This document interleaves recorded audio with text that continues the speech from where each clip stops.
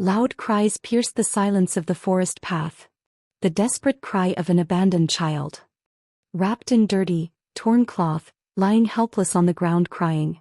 A woman walking on the path heard the cries. Quickly, she gently lifted the child into her arms.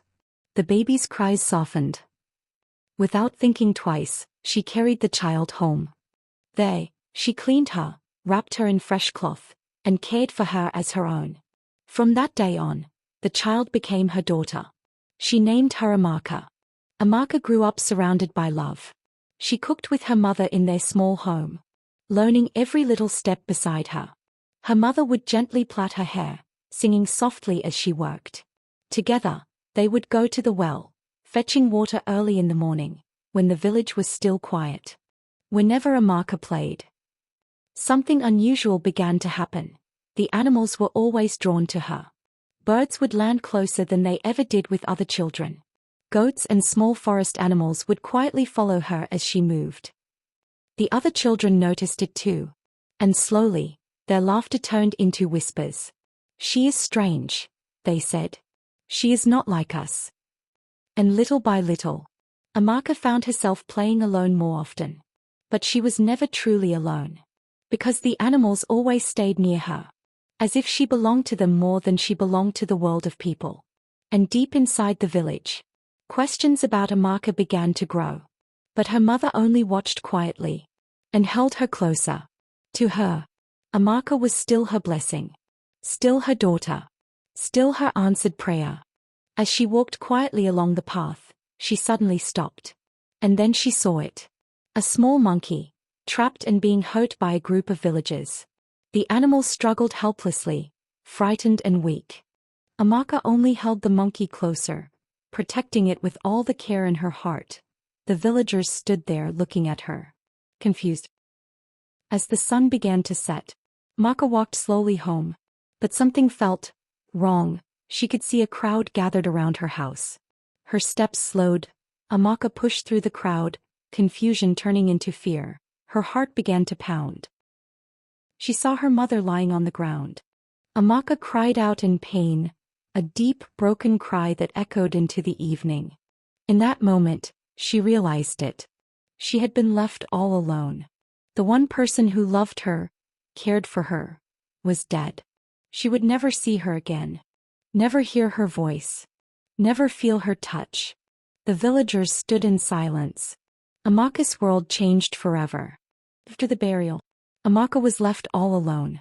The village moved on, as if nothing had happened. But for her, everything had changed. She would sit quietly at a distance, watching the other children play happily with their parents. Laughter filled the air. Hands were held, but no one called her. No one came for her. She was all alone. And when hunger struck her, Amaka stood at the center of the village, her small hands holding out a worn bowl. Her eyes were tired, but she still hoped. People passed by without looking at her. Some pretended not to see. Others turned away.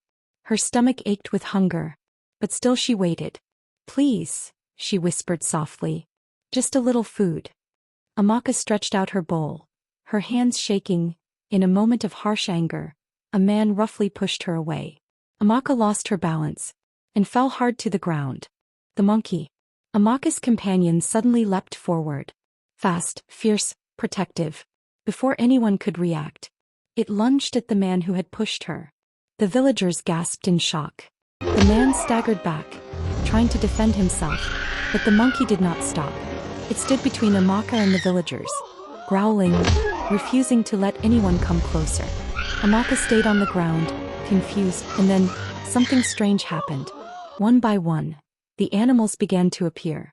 Other monkeys came forward, gently placing bananas near her. Birds flew down from the sky, dropping fresh fruits at her feet.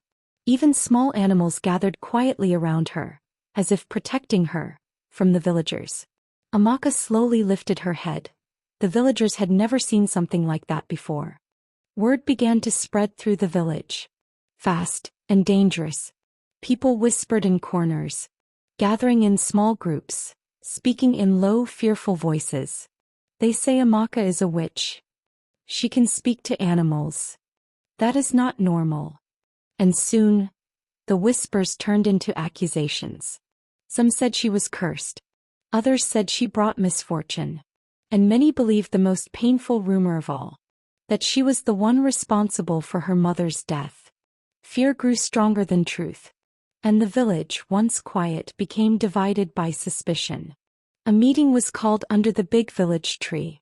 Men and elders gathered, their faces serious, heavy with concern and fear. They spoke one after another, arguing, blaming, deciding.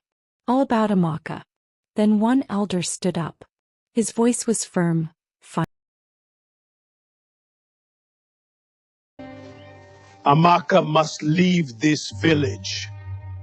It is decided. They drove her away. Play the unknown. Amaka ran, straight into the forest.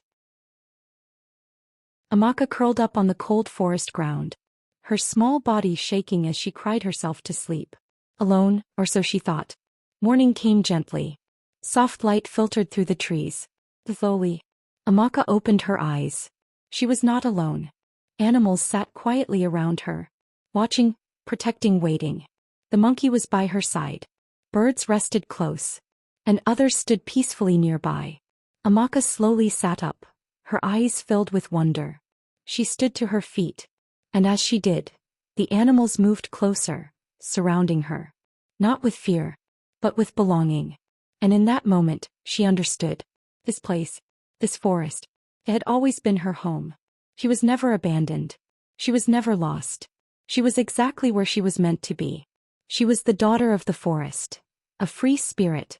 For more stories like this, subscribe and like.